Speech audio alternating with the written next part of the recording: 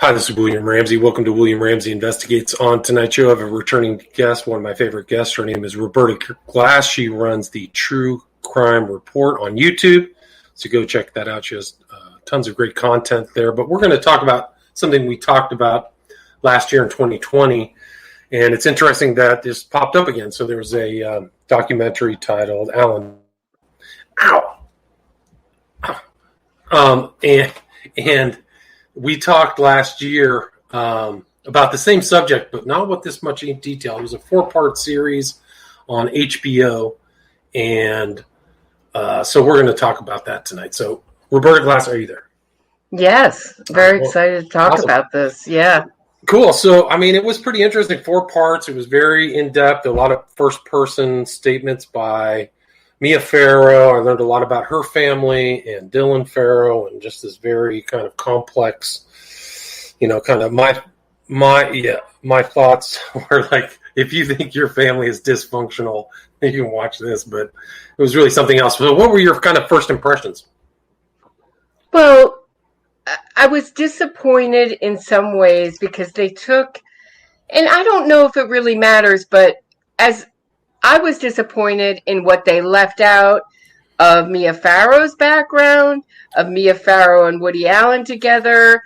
And so it sort of set up this dichotomy where Mia Farrow is wonderful and terrific and the best mother, best person in the world. She was just a little too naive.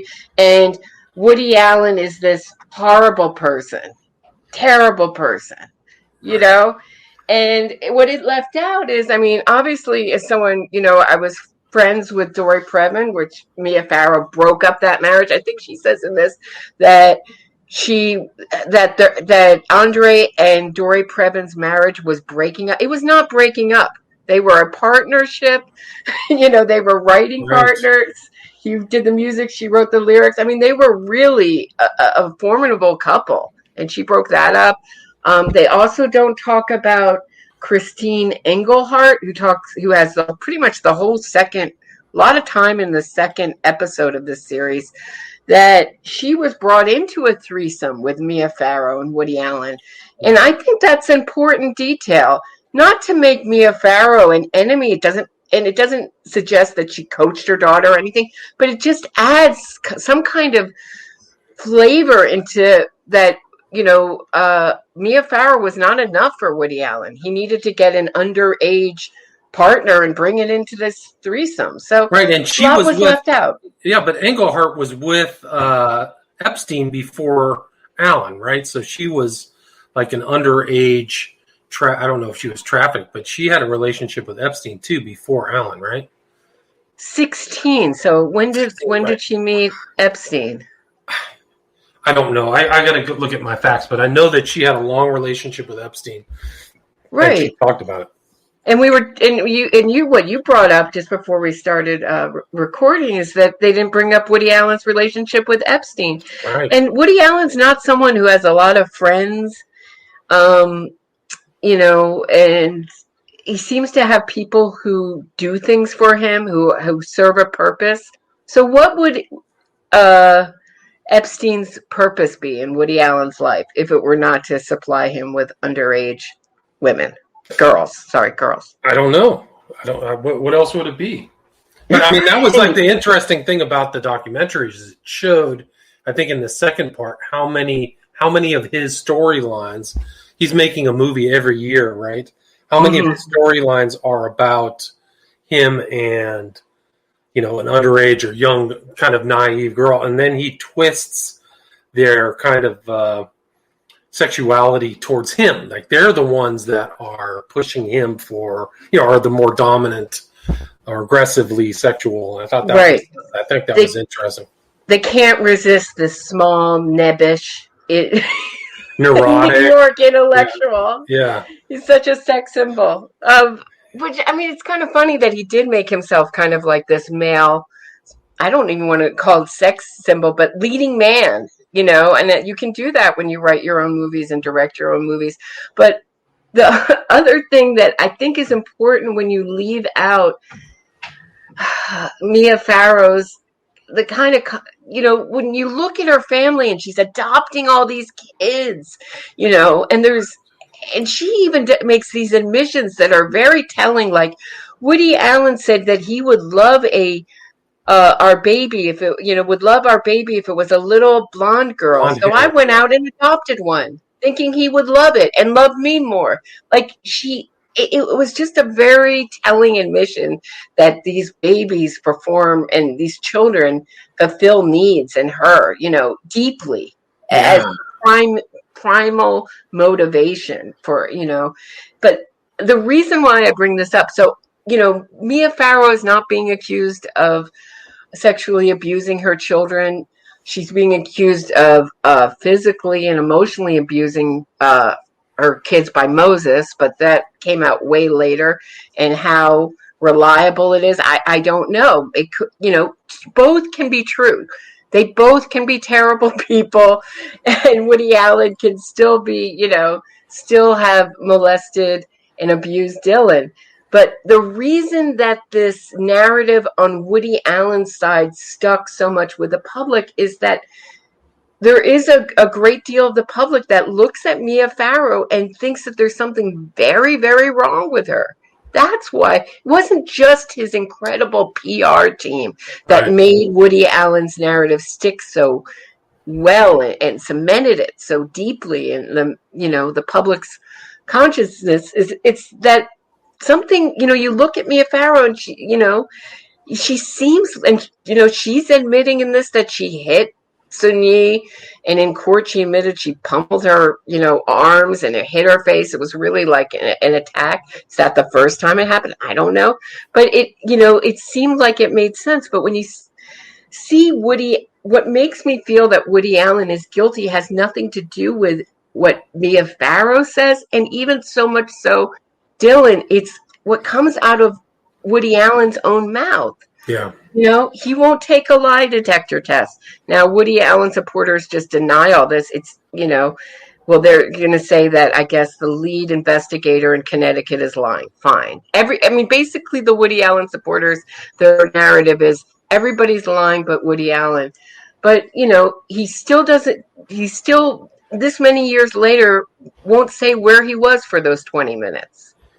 Right. And just to go back and get kind of more of the details, the kind of assault that took place on Dylan happened after he had or been revealed to have had a relationship with Sun-Yi. So that had already happened, and then he visited Mia Farrow's place in Connecticut without Mia Farrow, with which is even weirder, with the kids there, and then they're missing for 20 minutes, and that's when Dylan says the assault. But even the TV, like the show, kind of indicated to me that he was in the way it kind of came across to me was, and this is my opinion, but there was other things going on also, that he was with her and there were inappropriate touchings and all kinds of weird stuff. Of course, Woody Allen supporters deny this, but it's in the court papers as statement of fact that he was in therapy. I think it was with Dr. Coates, who was also, the child's therapist, it seems like, at one point, that he was in therapy for his inappropriate relationship with Dylan. Right. So, and there was he was sticking his thumb in her mouth, like weird stuff. Right. Yeah. Hand between her. Yeah, it was bad. Like people were seeing weird stuff. And then the therapist reported it, right? Didn't the therapist report it to she took the child. A therapist in her building noticed Woody Allen's greeting Dylan, and she thought something was very wrong about the way he approached the child and dealt with the child. But the way that this got reported is that Mia Farrow took Dylan to a pediatrician, and the pediatrician by law in Connecticut has to report, sexual abuse. So that's how it got to the police. But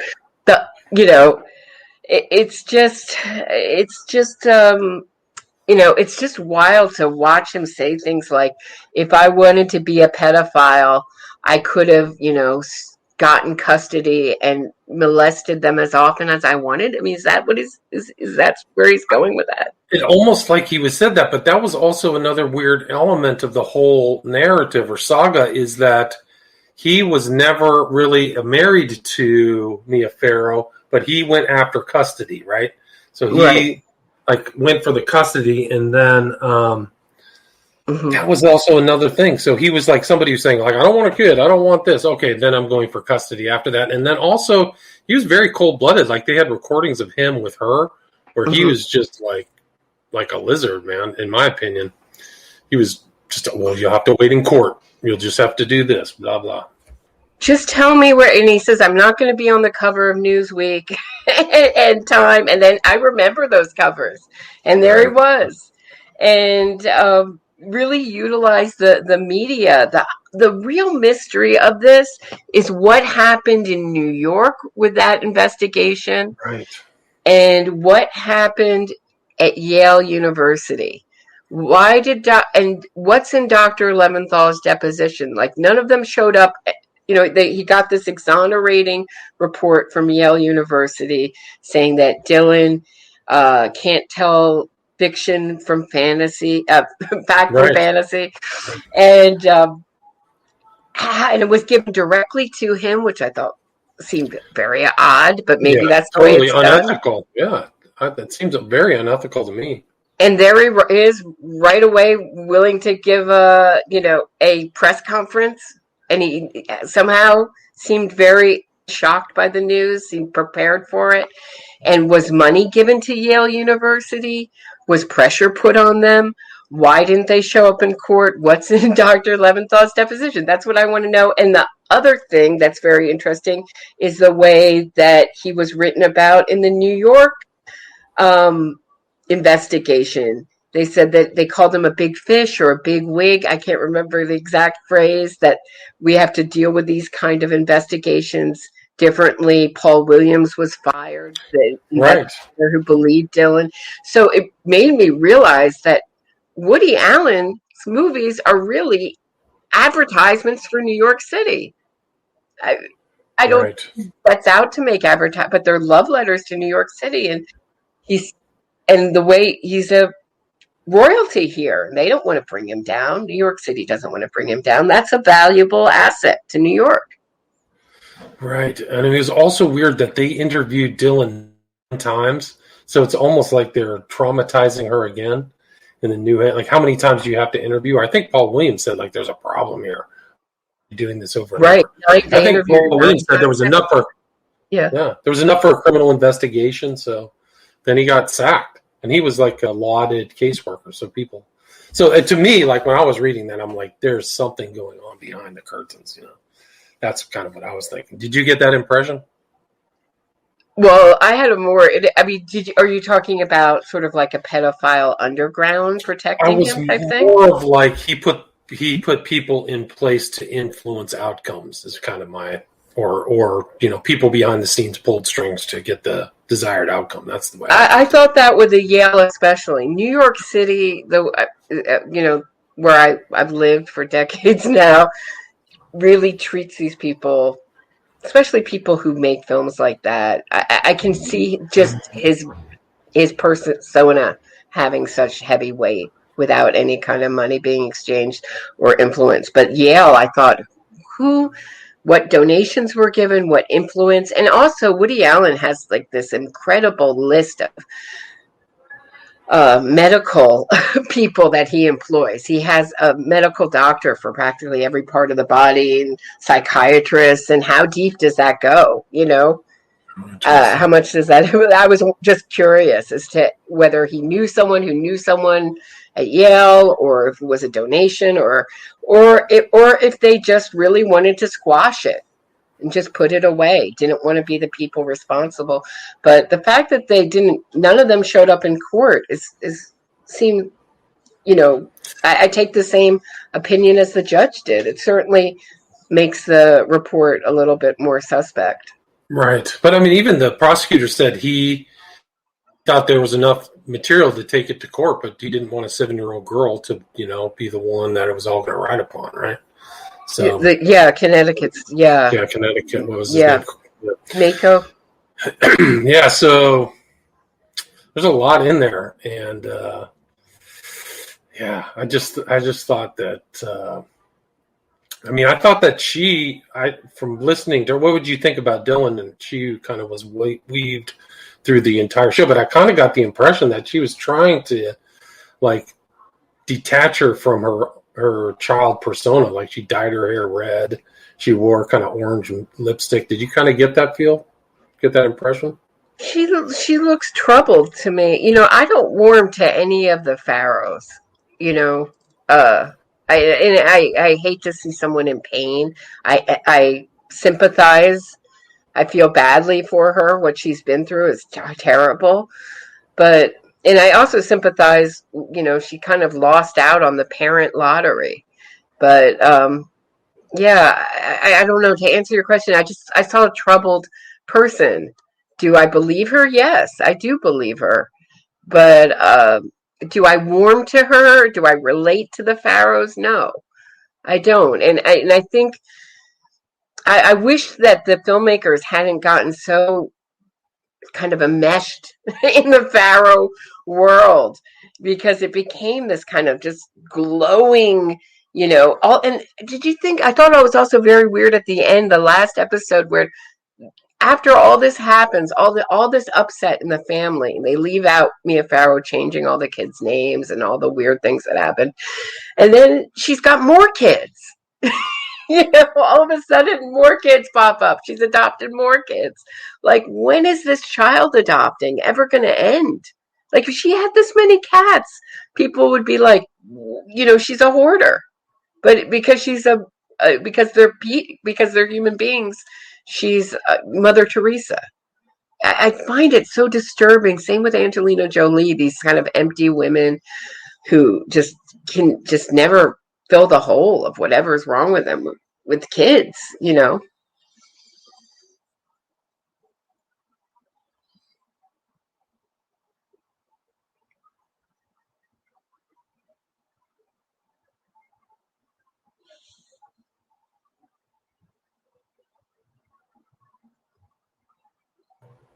All right, are you still there? Yeah. Internet just blocks out sometimes, so that's 90 seconds of emptiness. Sorry, so you were talking about kind of her, about Dylan Farrow, and you weren't warm to the family. No, I don't warm to anyone in the family, including Ronan. Interesting. But I think it's very interesting the way Woody Allen defenders are making this about Mia being a terrible, and Mia's doesn't have to answer these questions. Woody Allen does. I think it has to, and I was sorry that the documentary took that position of Mia Farrow being so great, Woody, because it doesn't really. I wish we got a more less biased view, And when you mesh in the Farrows and their friends and their family, you're going to like them and you're going to want to present them well. But I don't think it does any favors to basically the argument that's happening, because it's Mia Farrow's horrible, but they don't have any evidence that she coached her kid. That's what they need. Right. Who's saying she coached her? When? How? And why did she make this up? That was the PR, right? Right. That's what Woody Allen's defenders are saying, is that this was all made up to punish Woody Allen, and the amount of people who would have to be lying, the babysitters, right. The investigators, Woody Allen, and basically they just deny all the evidence. And the really odd stuff is that he wouldn't take a polygraph. His hair was found in the attic. He said, "I'm too claustrophobic to ever be in that attic." And then when they found his hair in there, they said, "Oh, maybe I did poke." He said, "Maybe I did poke my head around once or twice." Right. Changing his story, luring up, trying to get custody of the kids, giving very strange interviews, attacking Mia Farrow instead of answering the questions he needs to answer. They've done a very good job. My favorite was they kind of portrayed her as a woman scorned, in the public. Right. And she was bizarre. I think the phrase they used was bizarre concoctions of a woman scorned, which hell hath no fury like a woman scorned. So they're referencing Shakespeare in people's minds. And I didn't see that. I mean, the real thing that happened was that broke them apart permanently was that Woody Allen was having sex with Soon-Yi, possibly when she was underage, right? Before she went to college. Right. And, last time we talked about this, a few women said to me, thank you for bringing up something that they felt was very important, which is what I said was that, when you're a little girl and it doesn't matter that Woody Allen didn't adopt Soon-Yi, wasn't the adopted father. He was introduced to her as a father figure. And that's very destructive to insert, to sexually prey on her and groom her and, or have a relationship. However Woody Allen defenders want to fall in love, however they want to put it, Right. It's very destructive. And psychologically damaging and inconsiderate of what would happen to her. It's all about what he wants. And what I said last time we talked is that every woman remembers a time when someone in that kind of position of authority sexualized them. And it's a very disturbing moment in a girl's, experience. And I don't think Woody Allen defenders are getting that. It doesn't matter that he didn't adopt her officially. He was introduced to her as a father figure. Even if he was, introduced as, and I put teachers in the same category, uncles, close family friends, it's all very, very destructive. And so, I think what the Soon-Yi relationship shows is that he doesn't care what damage he causes. He wants what he wants. And that's certainly the mindset of a pedophile. And isn't that what Dylan said? Is like when she found out about Soon-Yi, she was like, I think she said, I just found out it wasn't just me, right? Mm-hmm. So that he was, there's probably a lot more to both of those stories, in my opinion. So, the Soon-Yi stuff is pretty disturbing. I mean, I think they said in part 2, they said that there was an open question when the started whether she was still in high school or not, because I think they said he was calling her at high school or something like that, or in Connecticut. Do you remember that? I know he was calling her at summer camp, but that was way later, so much so that she had to leave her camp counselor position. I mean, why? I think why is a middle-aged man you'd want to date a camp counselor?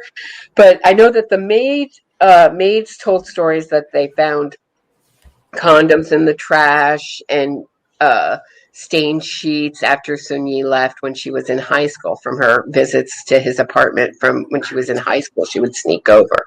So it makes...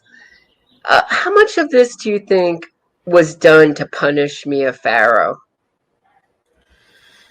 A lot. Don't you think? Like, he probably didn't want her to be talking or having any motherly defense of her children.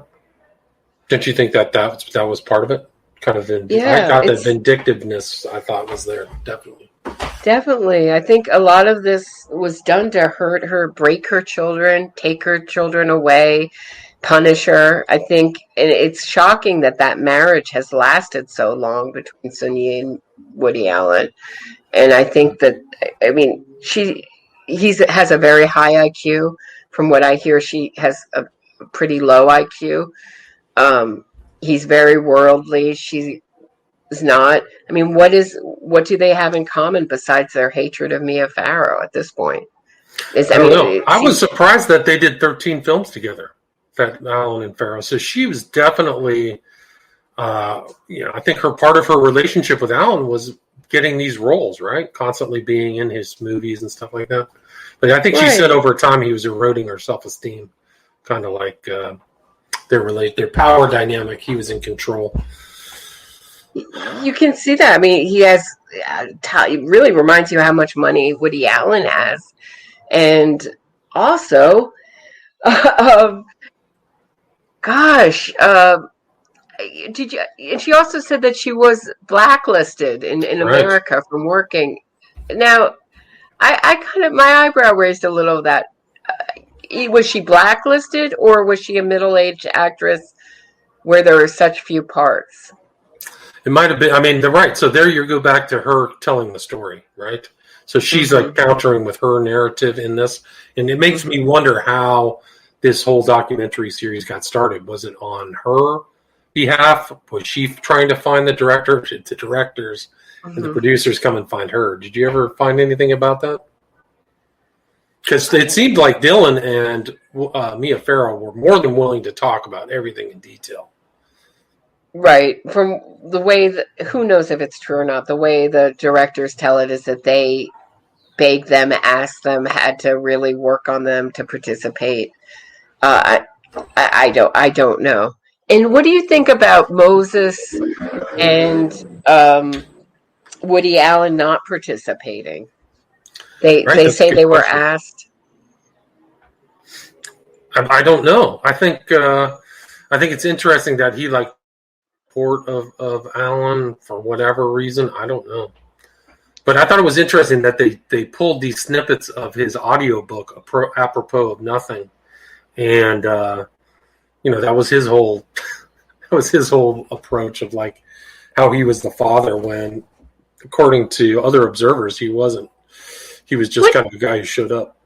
Yeah, I had some, when you're dating someone and you have 7 kids, you go out on a couple dates and the guy said, I have no interest in kids, and you have 7 kids. Don't you cut it off and say, I don't want this to go any further? Not like how many this is the guy for me. How many kids does she have total? Because at that time she had 7, and then they added more and more, right? Right. I think I have a list of 14 or 15 kids she has had all together. Yeah. It's intense. And then Dershowitz shows up too, so they got another guy who's embroiled with Epstein is in there making commentaries. Dershowitz is still in court with Virginia Giuffre. I don't know what the update on that case is.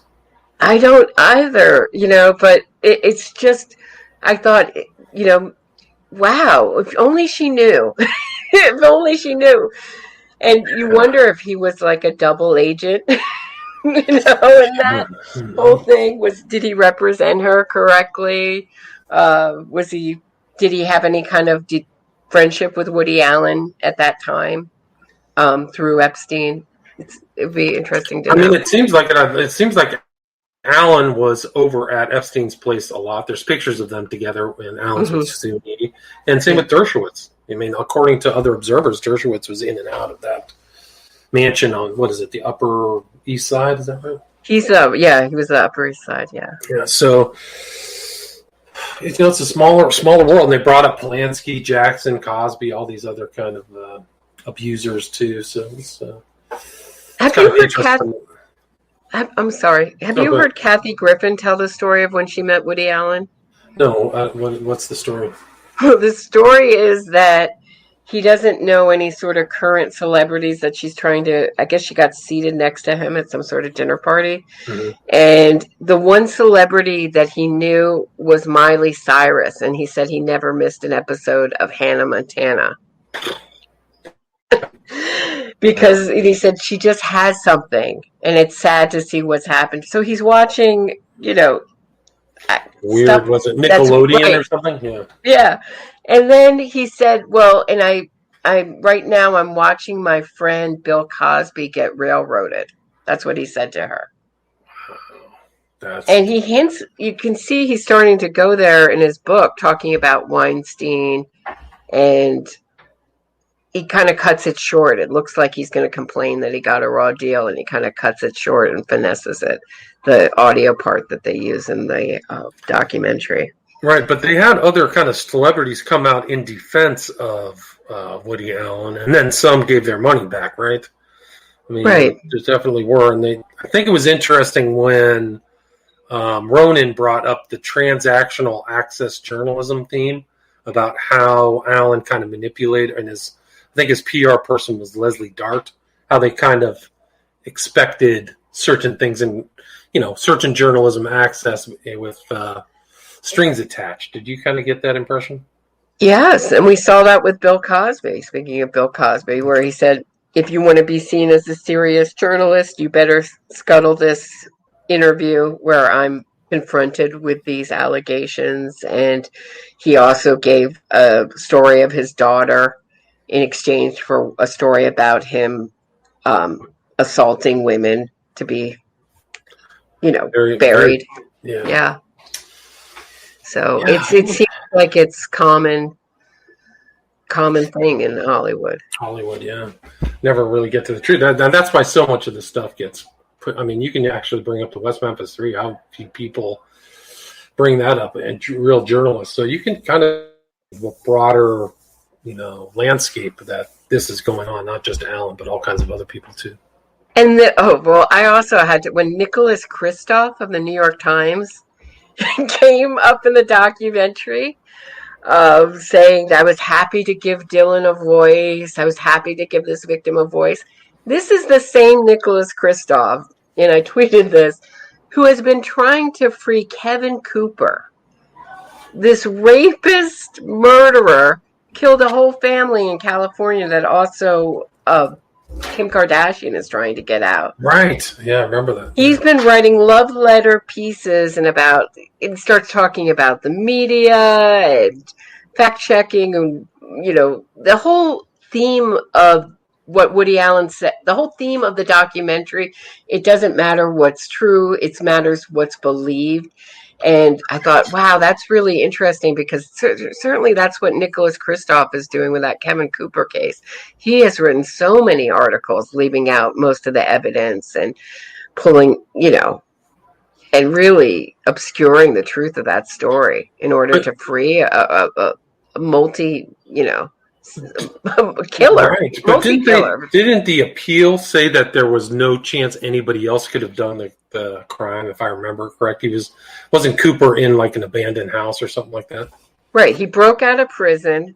I don't know this case as well as I know others, but he broke out of prison, went to a family's house, murdered the whole family, and I think there was one of the smaller male children lived, and then they wanted to test and then stole their car, escaped. Right. So he was already on the run from prison when this happened. Right, I remember. He escaped from prison, killed all these people in Chino Hills, California, and then they tested his DNA, and they purposely, as the Innocence Project does, test things that weren't related to the scene of the crime or weren't part of the prosecution's argument. So they were things that they thought might turn up other people's DNA, but they failed because it all came back with his DNA on it. So miraculously, that almost never works like that. And then he's pictured with Kardashian, right? Smiling. Hugging him. Oh, yeah, that's right. Oy. So it's an interesting mix of all these stories under this story. So then there's Alan Dershowitz, there's Nicholas Kristof, there's all these people, and each of those people have a story of their own. It's fascinating. Yeah, and I thought it was interesting that they kind of brought out the female film critics really to try to give some context to Alan and his movies and what it was like to kind of now looking at his movies in retrospect after all of these events. I thought that was it seems like Woody Allen is nobody. There was all these up and coming actors and actresses that wanted to work with him. It seems like that's dried up. Do you think that that's true? He's over. This is the death knell in his career. This documentary, it's over for him. It's over. It's at least in America. Maybe in Europe he'll have some kind of career, but not in America anymore. It's over. Didn't they say his most recent film was distributed in France but not in the U.S.? Yes. Something like that. Yeah. But he doesn't have a chance of having a comeback. No, his whole reputation is ruined, as it should be, But he will always have, like Michael Jackson has, these sort of male super fans, and in this case, they're kind of these skeptic guys who like to call themselves skeptics without being very skeptical themselves. and they will do his bidding. They have a million blogs, a million YouTube videos they're making with, a great deal of views, and they will continue to try to spin this as much as they can by denying all the evidence and mainly trying to put the focus on Mia Farrow. Dylan was coached methodically. That was the theme that they were always trying to impress upon her. I think that's why those home movies were oft repeated in the documentary, is because they were trying to show that Farrow was just kind of asking Dylan questions, not trying to coach her. What did you think of those clips? I mean, I had an uncomfortable feeling watching the entire thing because it was so, like you said, I just felt like there was a lack of objectivity. But I felt like as a juror, they were sold as the big piece of evidence. To me, they're very clippy and hard to tell what happened before or after. I certainly believed her when she was talking, but I think I found much more. I mean, what convinces me again is what comes out of Woody Allen's mouth and his actions. It's not so much. It's yes, I believe her. If evidence came out that she was coached, fine. But I don't think it doesn't look coached, certainly from those clips, that it's hard to tell what's going on. I think. Well, her new husband didn't seem to believe that she was coached. Oh, I don't believe she was. I don't believe she was coached, but it's just hard to tell in those clips. They're very, it's very hard to get a child. And yeah, the other problem with the coaching story is that I guess, she'd have no memory of being coached, and then it would become her own. It's just hard to say. No one saw it happening. It's just, all the other, every piece sort of adds up. Not every piece, but a lot of the pieces, enough of the puzzle so we can see the picture in this, that how it happened, how it sort of built up, these kind of resentments. What I'd like to know is what was going on in Mia Farrow and Woody Allen's relationship. Was it anything, or was it just spite, pure spite, to just cause this much destruction and this much upset? And he seems to like doing it. There seems to be some pleasure in tearing her down and tearing the family down. Yeah, I got that feeling too. Like a little thrill, like he was getting kind of a dark satisfaction or something out of that. Like he's a famous guy. He has money. I think I looked at he's like worth $140 million. Wow. Yeah, so he could probably have paid Epstein or whatever for whatever thrills that he wanted and not have to worry about it. So then there's something else involved when it's like you're a predator on your own girlfriend's kids. So that's, there's definitely some kind of deep dysfunction. One thing I was glad that the documentary did, because I read Moses's blog, several of his posts, especially the very famous blog that he wrote about his mother, and that the train set didn't exist, and that he watched his sister the whole day. And I was very glad that they could debunk those things, because that was absurd to say that the train set didn't exist. Those kind of details are really important, and I do not think that the Connecticut investigators would go up to that room and find those details missing and just say, okay, that would be a major red flag. Right. So, yeah. I mean, there was a criminal investigation, right? So, I mean, all that stuff. There was weird stuff, too. Like, why would he make this kind of, like, public statement at the Plaza Hotel? Like, oh, I'm going to go give a, public hearing here. And I thought that was odd, too. Like, why wouldn't he just, do something at his house, just somewhere else? It's almost like a kind of unnecessarily ornate, public statement. Did you get any feel for that from him? The Plaza is a beloved New York, at the time, New York institution, and he's reminding everyone that he's part of that beloved. He's also a beloved part of a New York institution himself. I don't know. Right. So it That's kind how of I makes make that sense, right? right. Of course, I'm going to be. It's just one of the most elegant, amazing buildings, right on Central Park. He's part of that. I don't. I think that has a lot to do with why New York was so quick to, like I said. But the Just let other it odd go. thing was that when the psychiatrist said, who's dealing with Woody Allen and his odd obsession with Dylan, says that his behavior isn't sexual. It can be perceived by the child as sexual, but it isn't sexual. Yeah, that doesn't So make any sense. here's my question, William Ramsey. What's the difference with a child being subjected to behavior that they perceive as sexual but isn't, versus a child being subjected to behavior, and I would guess that would go along with, and actions, I'm going to add that to the first as well, that is sexual? Do you know what I mean? Like, what's the difference in the child's mind, whether it is or not? If the child perceives it that way, isn't it equally as damaging? Yeah, I would say so.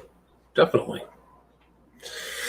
I got to wrap this up. My cat's really going crazy. Do you have anything you'd like to add? No, it's not your fault. I'm sorry to break this off, but it's kind of like a minor emergency.